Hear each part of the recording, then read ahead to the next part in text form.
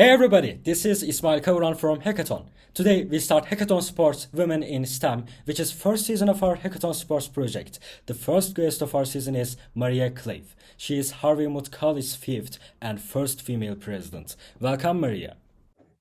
Thank you, Ismail. I'm very happy to be here. You are the first female president of Harvey Mudd College. You have been in this position for almost 16 years. I guess no one knows Harvey Mudd College better than you. So, what does Harvey Mudd mean to you? Oh, well, first of all, I have to say this is the longest I've ever been in any position. And I've been here for so long because I really love this place. And I love what it is doing to transform STEM education for lots of people who traditionally are underrepresented in certain areas. So for me, Harvey Mudd is a commitment to wanting to educate undergraduates and to prepare them not just to be wonderful engineers or scientists or mathematicians, but to prepare them to go forward and make a difference in the world and to really understand what they need to do to make a difference and how they are making that difference. And so it's not just that we have wonderful faculty who are amazing teachers. We do. And it's not just that we have wonderful students who work really hard and they're very bright and they're very committed to making a difference. They're very helpful, they're very collaborative, and they're also very humble. It's that you put those two things together and you really have a community that is capable of demonstrating progress in lots of different ways. So when I arrived, we were about 30% female in our students.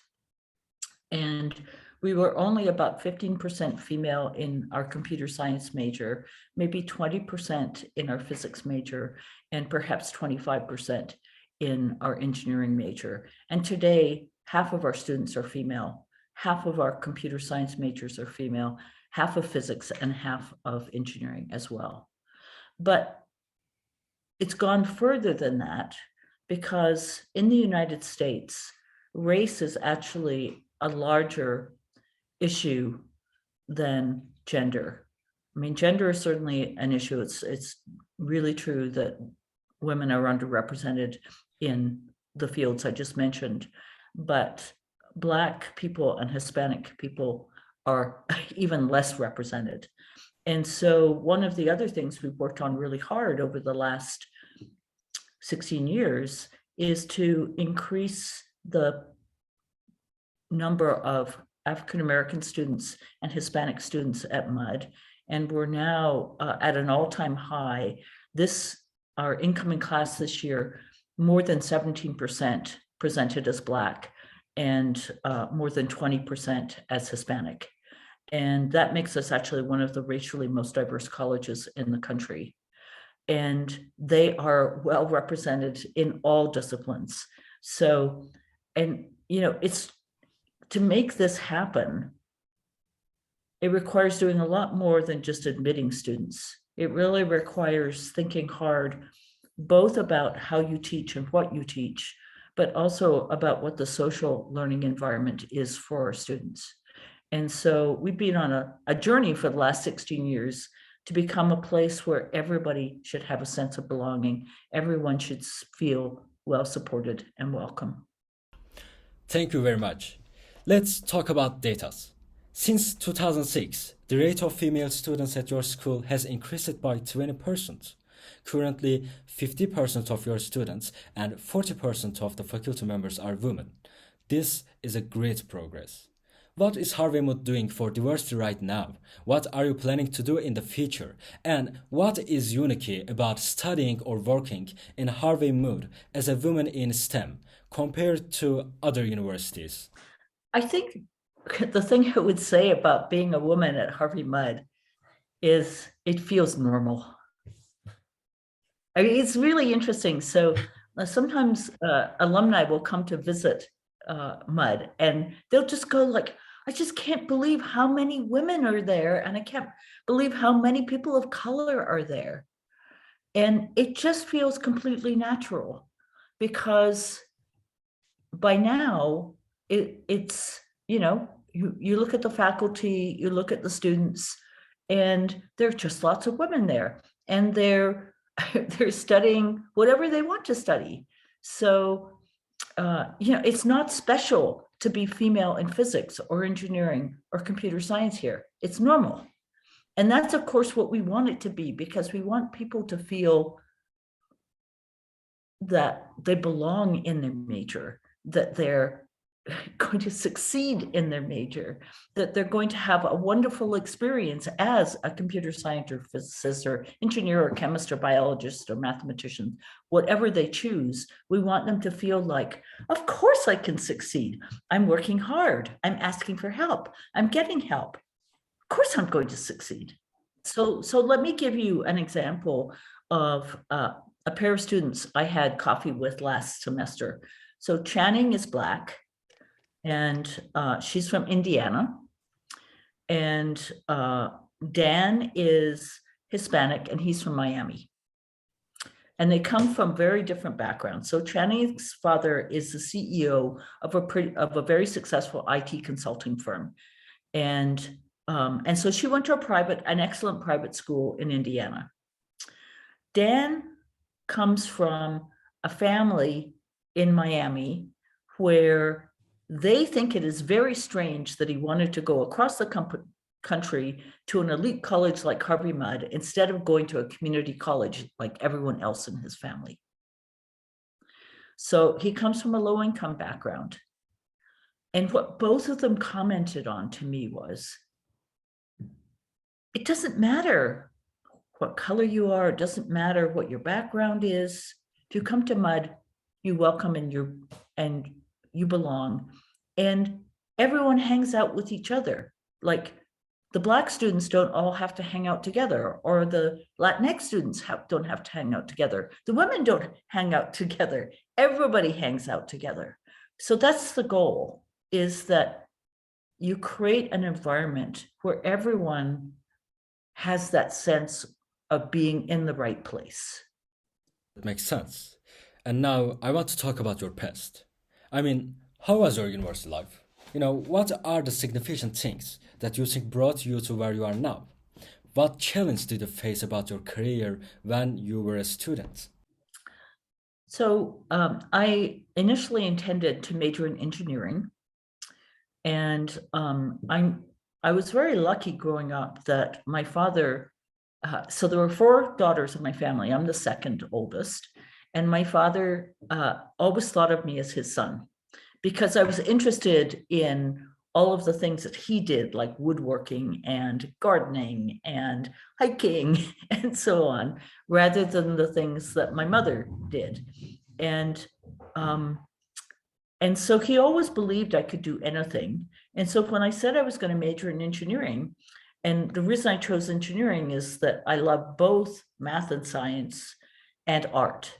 And I thought if I did engineering, I would have a chance to use my love for design as well as my love for math and science. But it turned out, as I was signing up for my courses on, a few days before classes started, I found out that I would not be allowed to take the honors math classes because engineering students took different math classes and they weren't nearly as rigorous. And just for that reason, I changed to honors math, because I wanted to be in the best math classes. And so as I started out in honors math, my very first course was a calculus class. And this is in the time when I was graduating from high school. You didn't take calculus in high school, you took it at university. And so this was my first exposure to epsilon delta proofs. And I just thought it was the best thing ever. I mean, I was so excited by this course, and so excited that when I would talk to faculty in the math department, of course, all the faculty were male, and they would say things to me like, Maria, you have so many talents in so many different areas. So as I mentioned, I'm an artist. I also write, I play musical instruments, all of those kinds of things. And they would say, why do you want to be a mathematician? There are no great female mathematicians. And I guess they knew that I wanted to be great at whatever I did. It's not even clear to me that I knew that. I just sort of took it for granted that I would be. And when they would say these things to me, it wouldn't discourage me. It would make me more determined that I was going to be a great female mathematician. That's amazing. But by the time I started university in 1968, and this is the time of when there was a lot of student protests, and a lot of this was caused by the war in the U.S. and Vietnam. And there were quite a few draft dodgers who left the U.S. to come to Canada because they didn't want to fight in Vietnam. And I, of course, was one of the participants in student protests. So even in my first year in university, I occupied the office of the president with a few other students. And our demand was that the university adds student representatives to all of the major committees. And we were only in his office for an hour because he said yes. which I just thought was really pretty wonderful. And by the middle of my third year in university, I was just having a very hard time coming to grips with my desire to change the world and make it better, and my studying pure mathematics, because it felt to me that studying pure mathematics was not going to have any impact on the world. And so I actually, in the middle of my third year, I dropped out, and I went on a trip traveling with a student not from the same university, but actually an American. And we had to fly across the Atlantic Ocean because it's pretty hard to cross the Atlantic Ocean hitchhiking. But we flew across the Atlantic Ocean. Then we hitchhiked all the way to Venice. And then we took buses and trains from Italy to India, and spent 6 months in India, and then came back. And one of the things that I learned from that journey was that I really, really needed to do math, because I just missed mathematical thinking so much. And so actually from India, I wrote to the math department at the University of Alberta and said that I wanted to come back, but go directly into the PhD program, because I realized that I really wanted to become a research mathematician. And they wrote back to me very nicely and said, we would love to have you back, but we're not allowed to admit students to our PhD program until you have completed your bachelor's degree. And we've spoken to the dean, and we will allow you to finish your bachelor's degree in 1 year. So by leaving halfway through my third year, I got no credit for my third year, because at that time, all of the courses were year-long courses. And so they were going to let me complete my 4-year degree in 1 year in spite of only having 2 years. But the other thing they said they would do is they would let me replace all of my undergraduate math classes by graduate ones. So I would come back from India and I would go directly into graduate work. And if I did well in that year, I would be admitted to the PhD program. So I returned, having been gone for 21 months, and I'm sitting in my graduate math courses, and I don't remember anything. I don't remember the definitions of mathematical terms. I don't remember any of the theorems. I know nothing, because I have been not doing math for 21 months. And that turned out to be one of the best things that ever happened to me.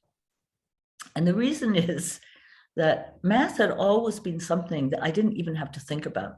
I could just breathe and I would understand it. And for the first time in my life, I actually had to work, because I didn't have any of the prerequisites for the courses I was taking.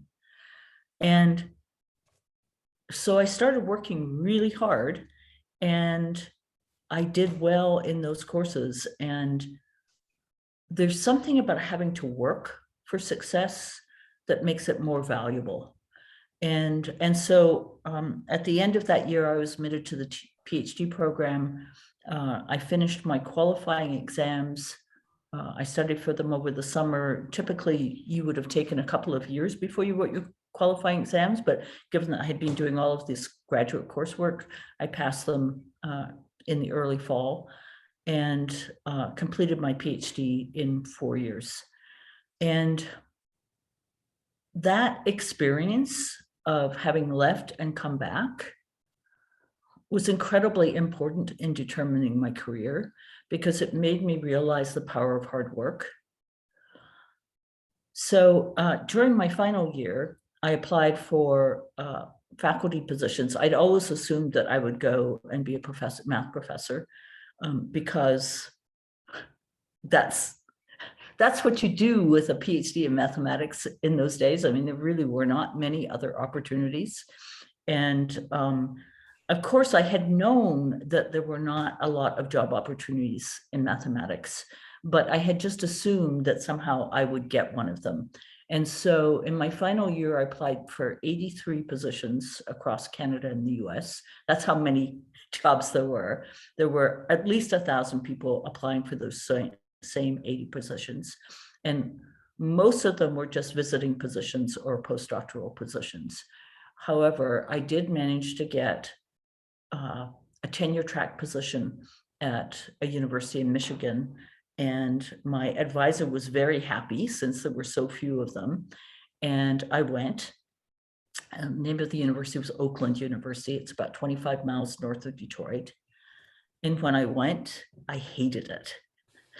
So, Oh my God. Why did I hate it? Because, first of all, I was single, and it was in the middle of nowhere. And in my entire time there, I went on one date while I was there, and it was with somebody I didn't even like. So, but more importantly, I hated it because I was teaching students, multivariable calculus, linear programming, things like that. And these were students who literally had difficulty in adding fractions. It was just so frustrating. I was just used to teaching Canadian students at Canadian universities who were, who could learn math, and this was just not the case. So the way I coped with that period of time was I went to a math conference once a month, because that was just to meet people and see people that I knew. At one of the conferences, I found out that there were mathematicians who did the same kind of research mathematics that I was doing, but who actually were in computer science departments. And that there were tons and tons of job openings in computer science department, including in Canada. And I commented to the person who was telling me about this, that somehow this didn't seem fair, because I had solved 3 20-year-old problems in my math thesis. And here I was at Oakland University teaching students who couldn't add fractions. And apparently people doing the same kind of research as I was doing could be teaching in top computer science departments anywhere in the world. And he said, stop complaining. And he told me about this person called Andy Yao, who had done his PhD in theoretical physics, I believe at Harvard, and then a postdoc at Stanford. And realizing that the job market in theoretical physics was terrible, he had gone back and done his PhD at the University of Illinois at Urbana-Champaign in 2 years. And he now, at that point, he had, I believe, a faculty position at Stanford in computer science. And so I decided I would do that I would go get a PhD in computer science. And the person I was talking to told me that I should go to one of 3 places: Stanford, MIT, or the University of Toronto. because those were the top 3 places to do a PhD in theoretical computer science at that time. So I called somebody, he gave me 3 names of 3 faculty to call. I called the person at Stanford. This was on March 15th of 1978. So a little bit less than a year after I'd gotten my PhD in math. Person at Stanford said, well, you'd have to wait a year because we've already admitted all of our graduate students. The person at MIT said, oh, you sound wonderful. We could definitely admit you, but we might not have funding for you. And the person at the University of Toronto said, oh, you're Canadian. You can definitely come here. And it turned out that the province of Ontario had just changed the rules about who could be supported by their graduate fellowships. And you had to be either Canadian or a permanent resident of Canada. And so I went to the University of Toronto, and it was decided that I would take 5 graduate courses in computer science each semester for 2 semesters. That would complete my graduate study and my graduate coursework, and then I'd write my thesis the next year. So I started there. I'd never written a line of code. I'd never taken a course in computer science. Now, this might sound crazy, except that I had done exactly the same thing when I came back from India to start my graduate work in mathematics. And so I just worked really, really hard. It was even harder than doing it in math because, I was taking courses like operating systems and programming languages and, things I literally knew absolutely nothing about. But I did well. And by the time I was starting my second semester, I was getting invitations to apply for faculty positions in Canadian computer science departments. And I went on my first interview, which was to Calgary. And I came back from that interview, and there was a message waiting for me from the head of the department at Toronto. And so I called him, and he said, I heard you went on a job interview. I went, yes, I was worried that there might be something wrong with having gone on a job interview. And he says, we have faculty positions here at Toronto. Why haven't you applied here? And I said, because you're one of the top 10 departments in the world. And he says, there better be an application on my desk by 9 a.m. on Monday morning. And so I applied, and they hired me. So I started as a tenure track faculty member at Toronto, July of 1979, 2 years after I had finished my PhD in mathematics. And I never did write a thesis because they made it clear to me that I already had a PhD. I didn't need a second PhD from the University of Toronto. So one of the things that I think very few people realize is that by making that transition, I actually went to a field that had more women faculty in it as a percentage of the computer science faculty than mathematics had.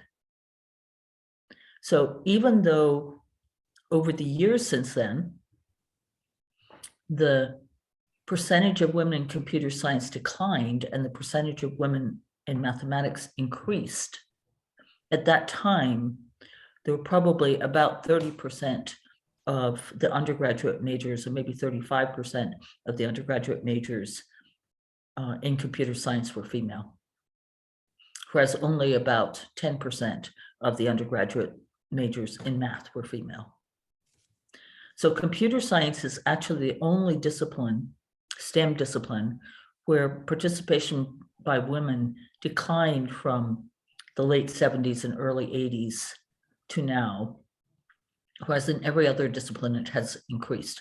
Though, I mean, I will say that in engineering, it may be increased from maybe 3% at that point to about 20%, and it's been pretty much stuck there.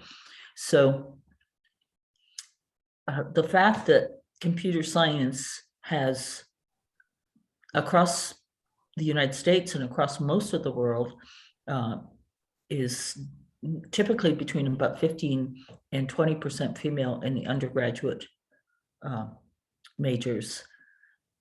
That is one of the things that is just, it's one of the strange anomalies in history that happened. Actually, in Turkey, people think that women who works cannot balance their work and personal life together. What do you think about this? How do you balance your work, your social life, and your family? Well, first of all, I was absolutely determined to have children. And I was very lucky that in my first couple of months as a faculty member at the University of Toronto, I was hosting a seminar series, and the second speaker in my seminar series was Nick Pippinger. And we've been married now for almost 42 years. That's great. And so he was a renowned young star in theoretical computer science, which was the area I had moved into.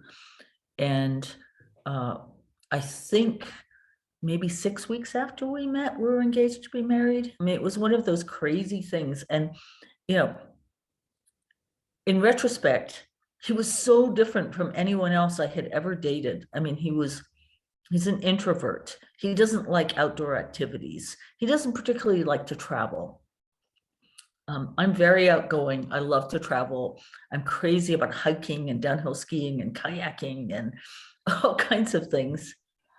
But he just not only one of the most brilliant people I've ever met, but just one of the nicest. And we, within probably the first couple of weeks after we met, we were talking about what our values were, and I was talking about how much I wanted to have children.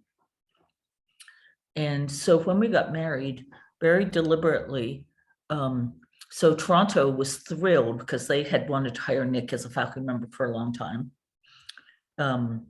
We also were contacted by MIT, and in this case, it was the math department because theoretical computer sciences, some of them were in the math department. And my joke was that all I had to do was learn a little bit of computer science, and all of a sudden, the MIT math department was interested in recruiting me. But in the end, I chose to go to IBM Research, which is where Nick was, and we moved out to San Jose, California to start a new research group. And one of the big reasons about choosing to do that was that I knew, so I was 28 when I met Nick, and I knew I wanted to have children. And I felt that because Nick was so shy, there was going to be a major sort of adjustment for him to, having a family and having children, and that it was much easier. Like, it's very hard to be very shy when you're a faculty member because you have to interact with students. And so it felt to me like it would make sense for me to go to IBM Research, and we could, start our family there. He wouldn't have to adjust to being in a university, and then we could go back and go to a university later. And so both of our children were born. Our first child, Yannick, was born in 1982, so he's going to be 40 this year. Our second child, Sasha, a daughter, was born in 1985. And one of the things about Nick was he was really committed to sharing the responsibilities of raising children. And so while our children were small, we basically said, okay, we've got time for two things in life. We've got time for our children. And I have to say, I am totally nuts about our children. I was nuts about them when they were born. I'm still nuts about them, 35 to 40 years later. And we've got time to do our work. And then everything else has to fit around that. So for example, we just sort of said, okay, our entire social life is going to be with people who have other children roughly the same age, so we can do things together with them. And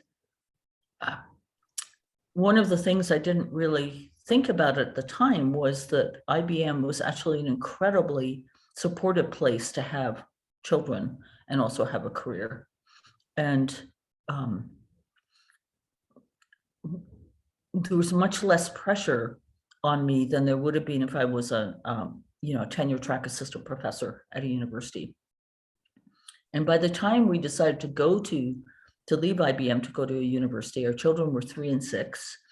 And we went to the University of British Columbia, where I went as head of the computer science department and Nick went as a full professor. And I mean, part of the reason for going to the University of British Columbia was that my parents lived in British Columbia and they were crazy about their grandchildren. And I wanted our children to have a chance to be closer to them. It was also partly because I wanted our children to go to school in French immersion. So when my parents met, the only language they had in common was French. And so somehow the French language has also always been, I think, very important for me. And that was just something I wanted my children to have the opportunity to do. And I wanted them to go to public schools, and the public schools in California were not nearly as good as the public schools in British Columbia. So by the time we actually moved to the University of British Columbia, balancing life and personal life and academic life, partly because Nick was such an amazing father. And as my academic responsibilities increased, he became the person who was taking Sasha to her soccer games or whatever else. And also Vancouver was it's just a wonderful place to have small children. It's very safe. The schools are excellent. It's an amazing city where, you can ski and swim and go running in the same day because there are mountains, there's the ocean, it was a wonderful thing. So I feel like, I think the most important thing is if you want to combine having a family and a strong personal life with a strong career as well, pick the right partner. Because if both of you are sharing the responsibilities, it's not hard to make it work. I mean, it does mean, so for instance, we didn't travel a lot to conferences when our children were small. I mean, we did occasionally go to conferences, but not nearly as much as we did in later years. And it's sort of one of these things, you can't do everything all at the same time, but you can do, if you focus on what you need to do at a particular moment in time, it's certainly possible to have an amazing experience with raising children, as well as a very strong professional career. That makes a lot of sense. So thank you very much. Actually, now I want to talk about diversity. Every single college, every single person says diversity is important for us, but why?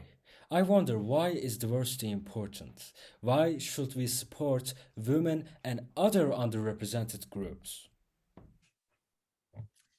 So I think there are 3 reasons. The first reason is everyone deserves a chance to have access to a STEM education. And it's even more important today than it was 50 years ago, because particularly computer science is transforming all aspects of our world.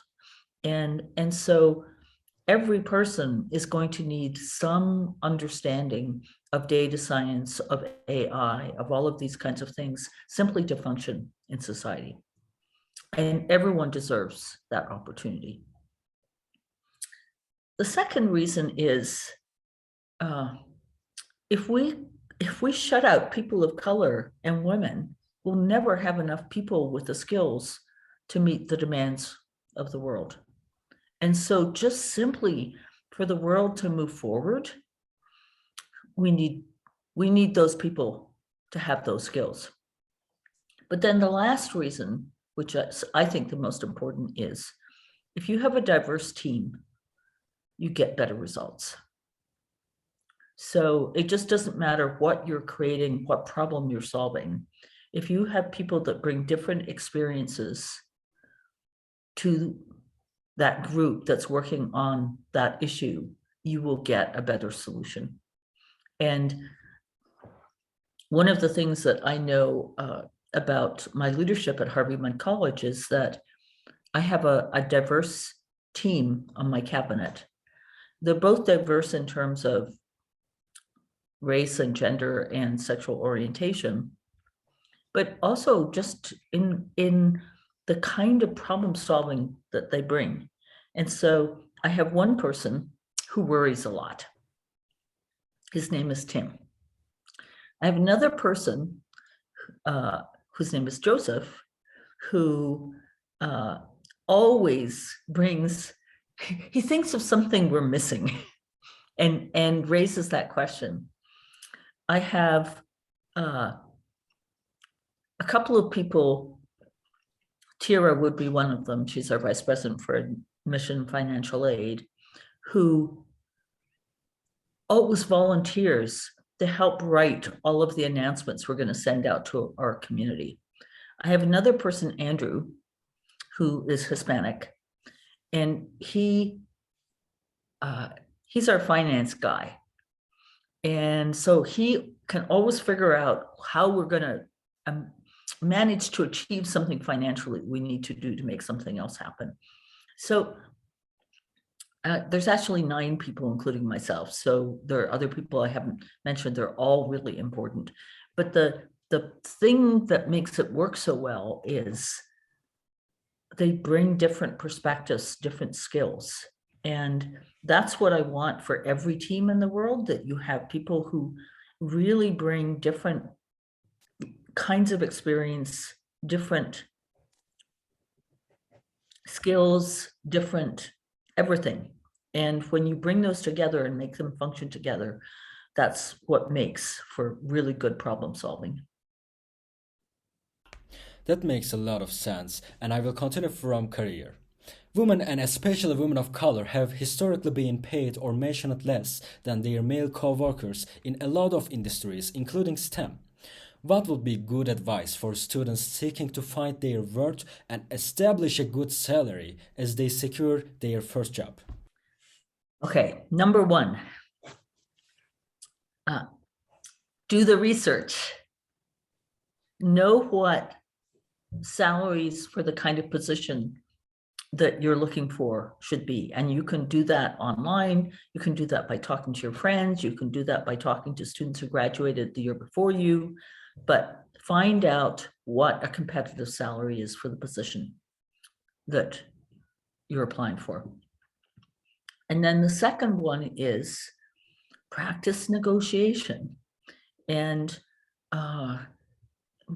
because typically, it often happens that women, they don't negotiate an offer. So if somebody offers them a certain salary, they don't say, well, I talked to a number of other people and they said that I should be expecting a starting bonus of such and such, plus a salary offer that would be a bit higher than that.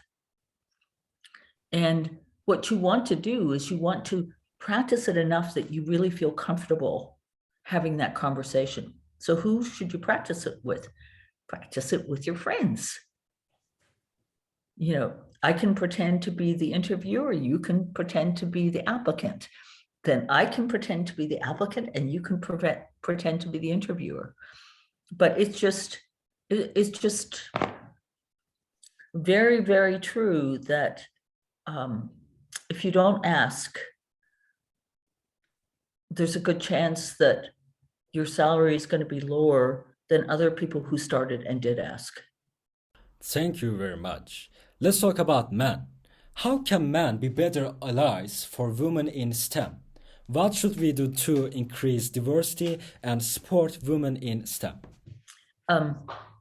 That's a great question. Okay, so here's something that quite often happens when there's a female at a meeting where there's only one or two women at the table. Quite often, a woman will come up with a suggestion and it will just be ignored. And then a little bit later, one of the men around the table comes up with a suggestion and everyone says, oh, that's a great idea. So one way to be an ally is simply to, if I come up with a good idea, to be listening to what the women are saying. And if others don't pick up on it, to say, oh, I think that such and such is a really good idea. So echoing what they said, and then as soon as people respond and say, yeah, that's a good idea, and you say, yeah, I'm really glad that Maria raised it. So basically you're being an echo, but you're also providing the credit. And I think another thing you can do is to try to make sure that women get included in the small meetings that people are having, or in social events, or in all kinds of other things. Because again, if there are only a couple of women or one woman in your group of say 6 or 8, they often just won't be invited to go out to dinner or to do this, that, and the other thing. And during the social activities, there's actually a lot of networking and bonding that's going on. So trying to make sure that women get included in things. Then I would say the third thing is, if you are the manager, really trying to make sure that the women on your team, as well as the men on your team, get opportunities for advancement, to learn new things, to take a lead on a project. And then, talking about them to other people and saying, I have this wonderful person on my team who just did such and such. So being an advocate. Thank you very much. Finally, do you have any advice for students? Oh, I have lots of advice for students. So the first one is going to be about the imposter syndrome. So it's really quite common for students who are very talented to doubt, once they are in a place like Harvey Mudd or Princeton or Microsoft for that matter, to doubt that they really belong. And it's important to recognize that this is a common feeling. It's particularly women and people of color are more likely to feel it than others because they are underrepresented in most communities. And so it's important to understand what to do when you feel that way. So number one, don't let it stop you from being there. Number two, build a group of peers and support each other, because there will be other people who also have that sense.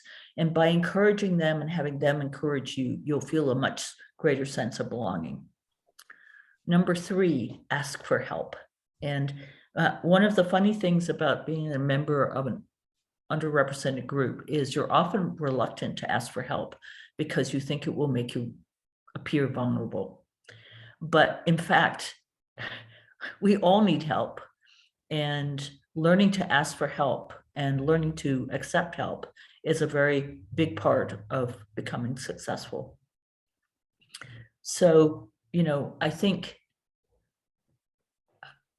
don't be afraid to reach for the sky, even if you feel like maybe you don't deserve the sky, because usually the people who get the sky and reach the sky are the people who made a conscious effort to really make that effort.